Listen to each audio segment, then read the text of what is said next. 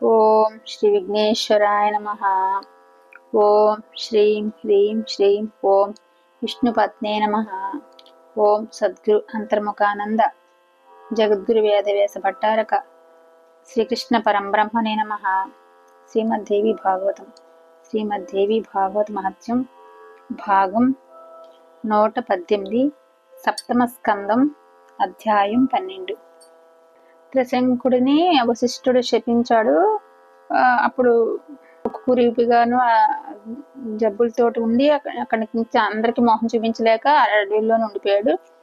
హరిశ్చంద్రుడు పంపించి తండ్రిని రప్పించడానికి అందరిని పంపించాడు. అప్పుడు నేను రాలేను, మంత్రులందరినీ కూడా మీరు వెళ్ళండి, నాకు నా మీద ఉన్న గౌరవ అభిమానాలు చాలా థ్యాంక్స్ అన్నట్టు చెప్పి రాజ్యాన్ని జాగ్రత్తగా చూడండి, అబ్బాయికి అప్పగించండి, యజ్ఞ యాగాదుల మట్టుకి ఎప్పుడు చేయండి, ఇంకా అయోధ్యకి పట్టాభిషిక్తుడిగా హరిశ్చంద్రుని నియమించండి అని, సింహాసనం అధిష్ఠింప చేయమండి అని చెప్పి అతన్ని ప్రజారంజకంగా పరిపాలన చేయించమండి, ఇది నా ఆజ్ఞ అని చెప్పండి అని హరిశ్చంద్రుడికి నా మాటగా చెప్పండి అని చెప్పాడు. వాళ్ళందరూ ఇంకా బాధపడుతూ నమస్కరించి అయోధ్యకు తిరిగి వచ్చేసి ఒక సుముహూర్తాన్ని హరిశ్చంద్రుడికి పట్టాభిషేకం జరిపించారు. నిన్నటి భాగంలో చదువుకున్నదంతా. అప్పుడు హరిశ్చంద్రుడు ధర్మతత్పరుడే తండ్రిని తలుచుకుంటూ కూడా ప్రజారంజకంగా పరిపాలన సాగించాడని చెప్పుకున్నాం.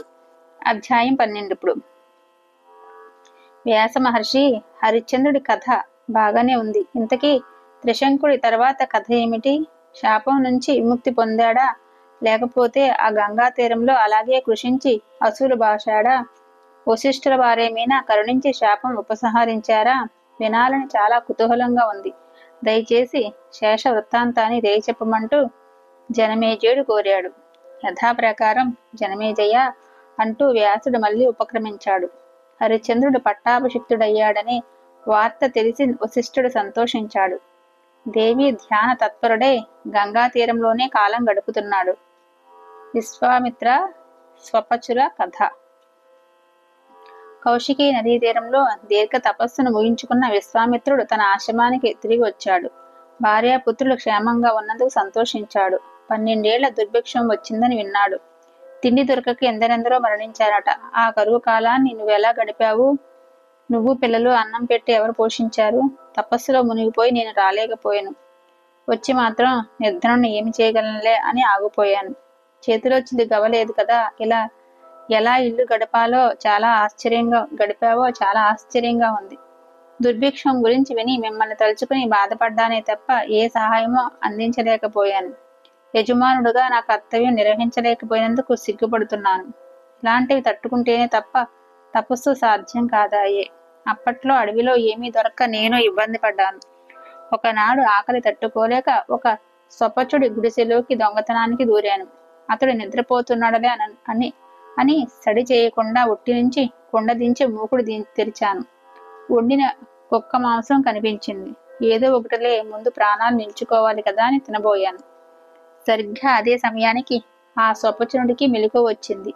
ఎవరు నువ్వు? ఈ అర్ధరాత్రి వేళ ఇంటిలోకి ఎందుకు ప్రవేశించావు? కొండ దింపావు, కారణం ఏమిటి? నిజం చెప్పు అంటూ గద్దించాడు. సుందరాంగి, ఆ క్షణంలో నిజంగా నాకు నోరు పెగల్లేదు, తడి ఆరిపోయింది. ఎలాగో తెముల్చుకుని భయంతో వణికిపోతున్న గొంతుకుతో మెల్లగా అన్నాను. మహానుభాగా, నేను బ్రాహ్మణుణ్ణి, తాపస్సుని. ఆకలి తట్టుకోలేక ఇలా దొంగతనానికి దిగాను. ఈ కొండలో తిండి కనిపించింది. తినబోతున్నంతలో నువ్వు లేచావు. మహానుభావ, నన్ను అతిథిగా భావించు. అనుమతిస్తే ఈ వండిన మాంసం తింటాను. ప్రాణాలు గడబెట్టేట్టున్నాయి, అనుమతించు అని బిక్క చచ్చిపోయి అభ్యర్థించాను. అప్పుడు ఆ స్వపచుడు ఏమన్నాడో తెలుసా? నువ్వు బ్రాహ్మణుడివి, అగ్రజన్మ నీది, నేను చండాలుణ్ణి. మా ఇంటిలో మాంసం నువ్వు తినడానికి వీల్లేదు. మానవ జన్మయే దుర్లభమంటారు. అందులోనూ ద్విజత్వం మరీ దుర్లభం. ద్విజుల్లోనూ బ్రాహ్మణత్వం అంతకన్నా దుర్లభమంట. నీకు ఈ మాత్రం తెలియదా? దుష్టాహారం నువ్వు తినకూడదు. కర్మలను బట్టి 7 జాతులను అంత్యజాతులుగాను అగ్రాహ్యులుగాను చెప్పాడు ధర్మశాస్త్రకర్త మనువు. కర్మచేత నేను స్వపచుని కనుక త్యాజ్యుణ్ణి. కాబట్టి నువ్వు మా ఇంటిలో ఏమీ తినడానికి వీలులేదు. నీకింత పెట్టడానికి లోపించి నేను ఇలా నివారిస్తున్నానని భావించకు. వర్ణ సంకర దోషం నీకు రాకుండుగాక అనేది నాకు ఆకాంక్ష. ఎంత ఖచ్చితంగా, ఇంత ధర్మబద్ధంగా, ఇంత మృదువుగా ఆ మహానుభావుడు నన్ను వారిస్తే నిజంగా నాకు సిగ్గువేసింది. ధర్మజ్ఞ, సత్యం చెప్పావు. నువ్వు అంత్యజ్ఞుడివైతేనేమి, నీ బుద్ధి విషదంగా ఉంది. నువ్వు వారించడం సమంజసమే, తప్పులేదు. కానీ ప్రాణాపాయ పరిస్థితిలో ధర్మ సూక్ష్మాలు కొన్ని ఉంటాయి. అన్నిటికన్నా ముందు ప్రాణాలను కాపాడుకోవాలి, దేహాన్ని నిలుపుకోవాలి. అందుకోసం అగతికంగా పాపం చేసినా అటు తర్వాత విశుద్ధి కోసం ప్రాయశ్చిత్తం చేసుకోమని ధర్మ సూక్ష్మం. ఏ ఆపద లేనప్పుడు పాపం చేస్తే అది దుర్గతికి కారణమవుతుందే తప్ప ఆపదల్లో చేస్తే కాదు. ఆకలితో చనిపోతే నరకం తప్పదు కనుక ఎలాగోలా ఆకలి తీర్చుకోవడం కర్తవ్యం. అందుకని నేను ఈ దొంగతనానికి పాల్పడ్డాను. ప్రాణాలు నిలుపుకోవాలి కదా. వర్షాలు కురవకపోవడం వల్ల గడ్డుకాలం దాపరించి నేను ఈ చౌర్యానికి దిగవలసి వచ్చింది. దీనివల్ల వచ్చే మహాపాపం ఏమైనా ఉంటే అది వానలు కురిపించని పర్జన్యుడికి చెందుతుందే తప్ప నాకు అంటదు. సాధ్యమని నేను ఈ మాట అన్నానో లేదో, పర్జన్యుడు హఠాత్తుగా వర్షించాడు. ధారా హస్తాలతో కుండపోతగా వాన కురిపించాడు. ఉరుములు మెరుపులతో వర్షిస్తున్న మేఘాన్ని చూసి నా హృదయం నెమలిలా పురివిప్పి నాట్యం చేసింది. ఆ గుడిసెలో నుంచి ఒక కంగలో యువతలికి వచ్చాను. 12 ఏళ్ల తర్వాత పడుతున్న వానలో కిరింతలు కొట్టాను. త్రిశంకుడికి విశ్వామిత్రుని ప్రత్యుపకారం. ప్రియాంగన, మరి నువ్వు ఎలా కాలం గడిపావో, ఏమేమి చిత్ర విచిత్ర సంఘటనలు జరిగాయో చెప్పాలి. కష్టాలు గడిచిపోయాక వింతలు విడ్డూరాలుగానే ఉంటాయి. క్రూర మృగాలు సంచరించే ఈ భయంకరారణ్యంలో ఇంతమంది పిల్లల్ని వేసుకుని ఒక్క